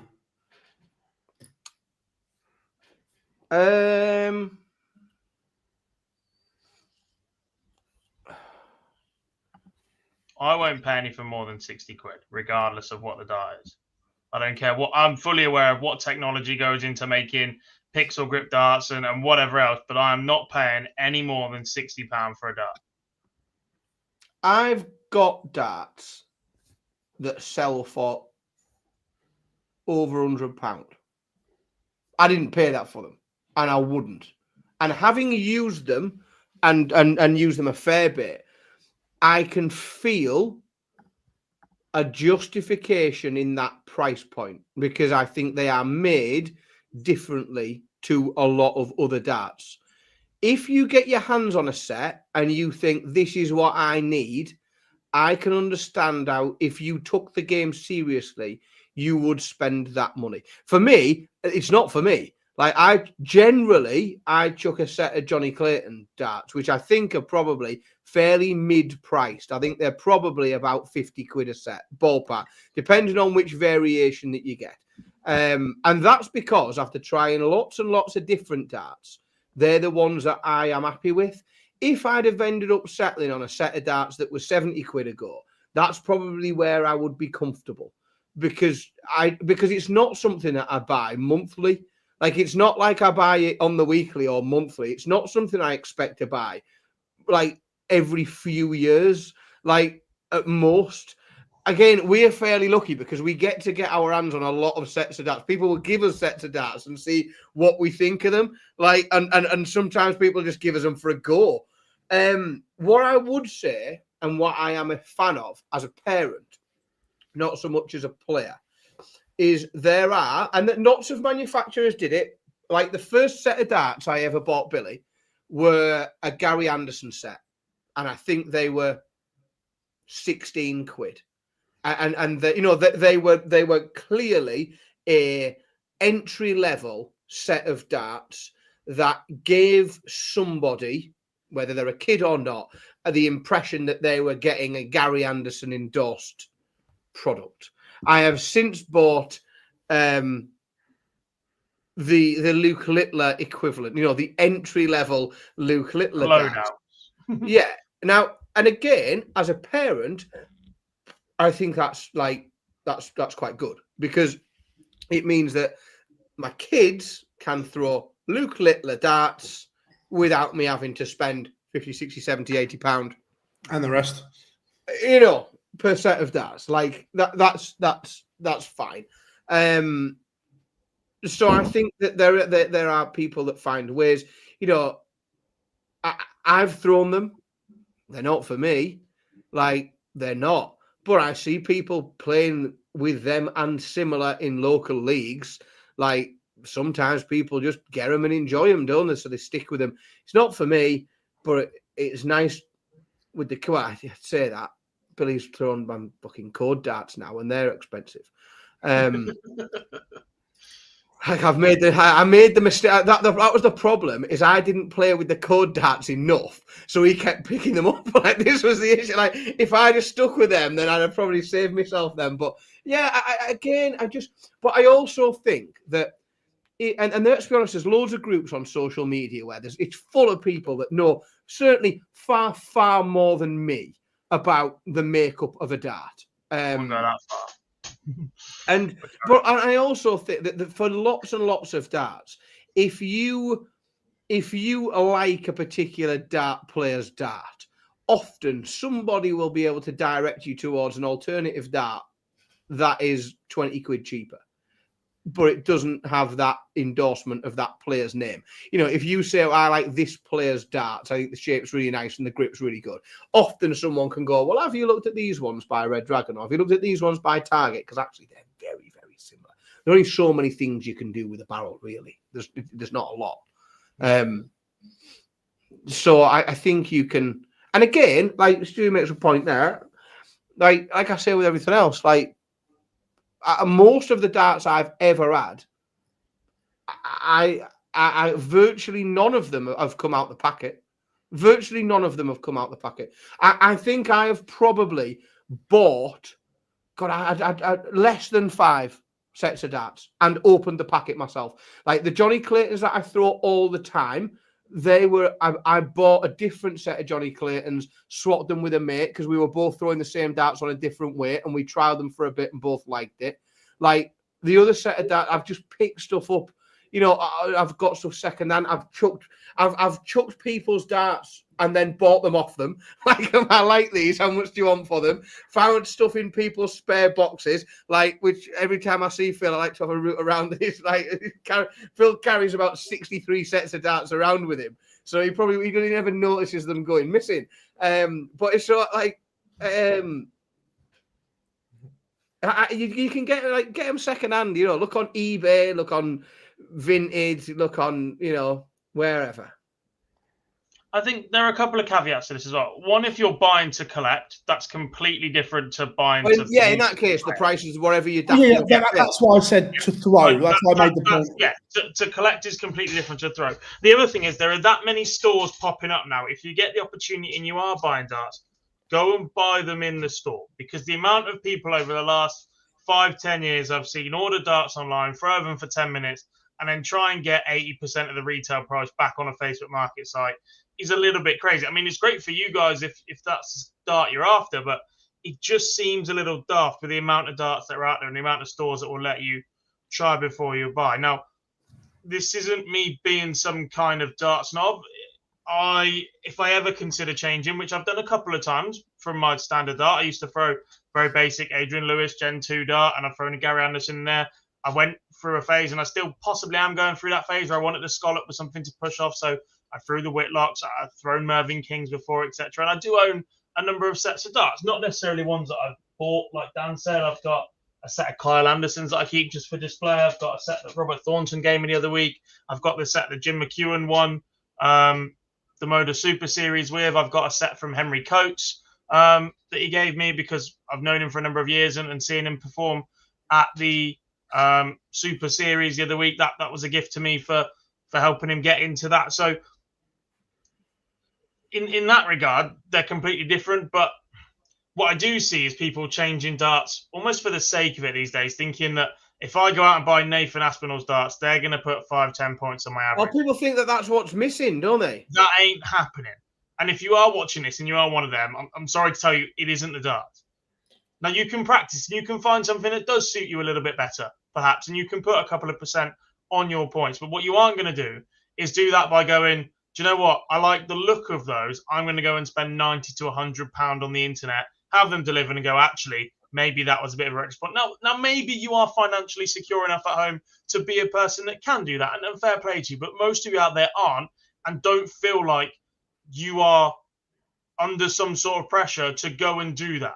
Some of the best players of all time, or some of the best players out there now, throw with the most basic of dart. Van Gerwen's has evolved a little bit of late, but his dart was very, very basic. Adrian Lewis at his peak is one of the most basic darts you've ever seen. Phil Taylor, when he first started out with a little straight dart, was one of the most basic you've ever seen.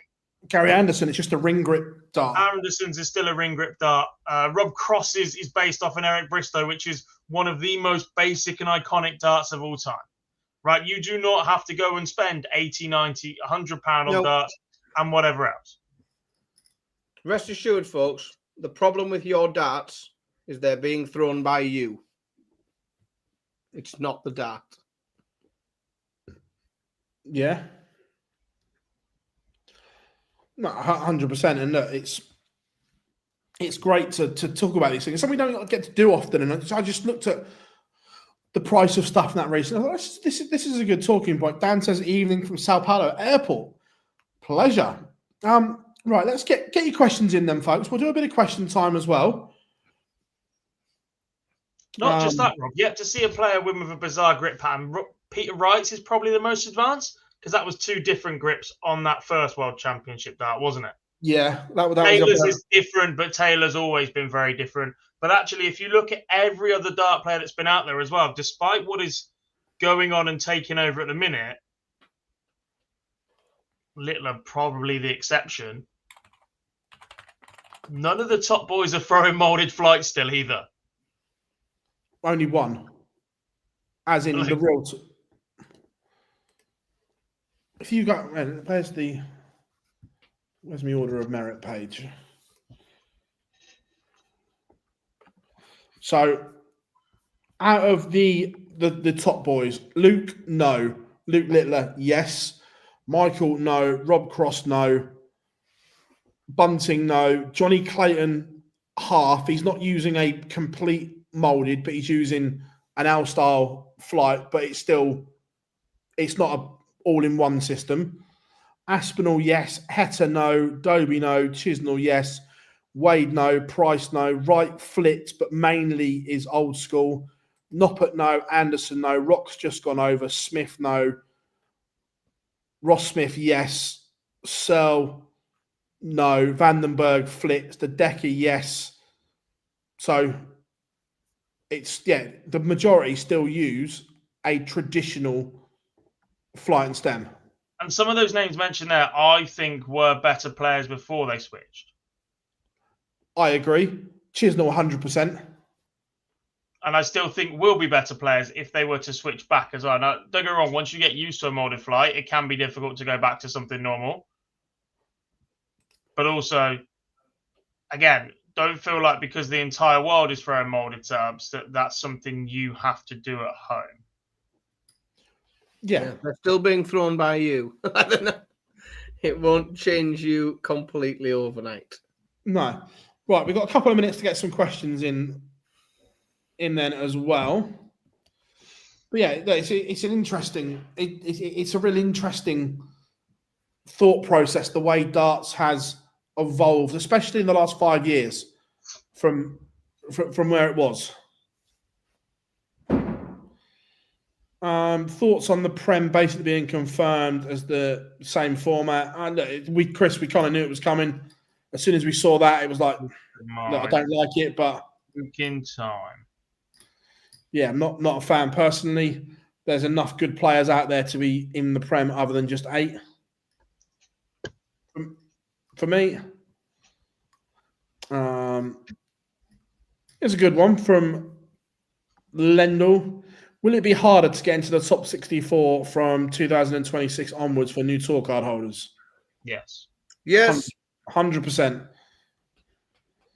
Yes, it certainly will. Because those within the top 64 are very likely to be defending prize money that they've earned at the World Championships.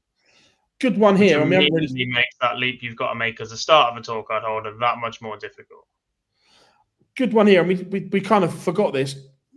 How good was Merv? It was all right. Back to winning ways for the King.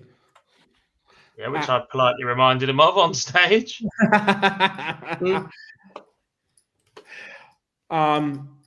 It was good.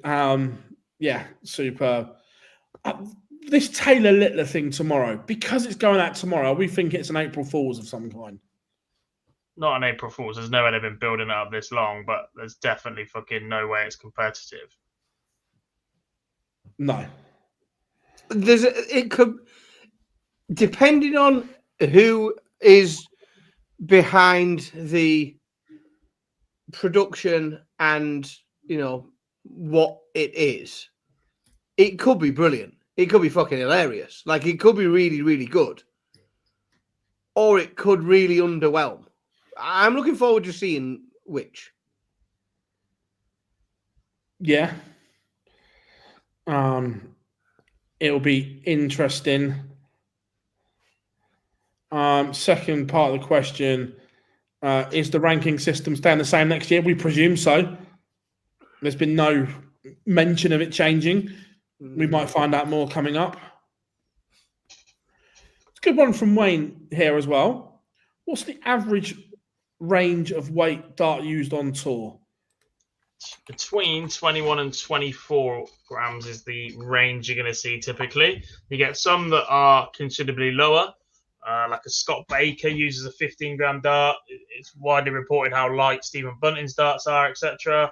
Ryan Searles at the opposite end with a 32 or whatever it is. But most players throw somewhere between 21 and 24, typically 22 or 23. I'd guess you'll always, the extremes are Bunting and Searle, aren't they? I don't think there's anyone on tour either lighter or heavier. And I'd have a bet that if you took a mean average, you'd probably end up about 22 and a half. Yeah, 22, 23, somewhere around well, there. A lot of players are going slightly lighter now. They're going down to 21s, which is curious because the big arenas is where the darts struggle to go through the air. It's interesting. Everyone. I'll tell you what, I thoroughly enjoyed tonight's show, boys. I thought it was an absolute cracker of a show. I really did. This will be available as an audio only in the morning. So if you're going to have it as a pod or listening along, then please do. We will return for the Pro Tour tomorrow. Great numbers today. And thank you very much for all of you who tuned in today. Back from 1 o'clock tomorrow. And then plenty coming on that. We'll have the boys on the Fallout Bar on Thursday. And then Friday, Saturday, Sunday, we return for the Euro Tour as well. So if you haven't yet, make sure you hit that like button and subscribe to the channel. Turn notifications on so you know when we go live. But we have been Online Darts. I've been Phil Bars, Jack Garwood, and Dan Simpson. Enjoy the rest of your Monday, and we'll see you all very, very soon. Ooh.